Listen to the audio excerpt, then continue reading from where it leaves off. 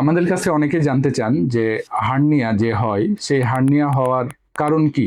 Hernia হওয়ার কারণ মোটা দাগে যদি আমরা বলি তিনটি কারণ।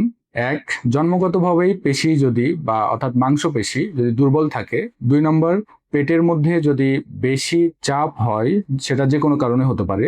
তিন নম্বর, যদি ভারী কোনো বস্তু তোলা হয় এবং সেজন্য যদি মাংসপেশি আমাদের অ্যাবডোমিনাল বা অন্যান্য দেহের মাংসপেশি যদি ছিঁড়ে যায় বা দুর্বল হয়ে যায়, সেক্ষেত্রে হার্নিয়া হতে পারে।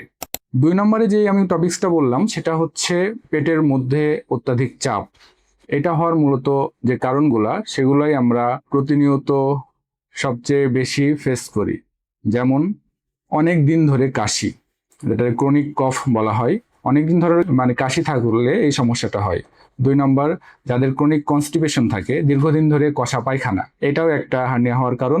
তিন নম্বর, যাদের প্রস্রাবের নালী শুরু হয়ে যায়, বা পুরুষদের ক্ষেত্রে যেটা প্রোস্টেট গ্রন্থিটা বড় হয়ে গেলে প্রস্রাবের সময় অতিরিক্ত চাপ দেওয়া লাগে, এসব ক্ষেত্রে একজন মানুষের হার্নিয়া ডেভেলপ করতে পারে।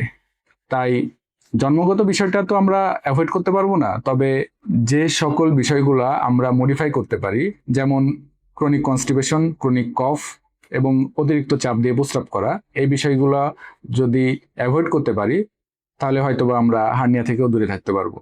সচেতন থাকুন, সুস্থ থাকুন। ধন্যবাদ।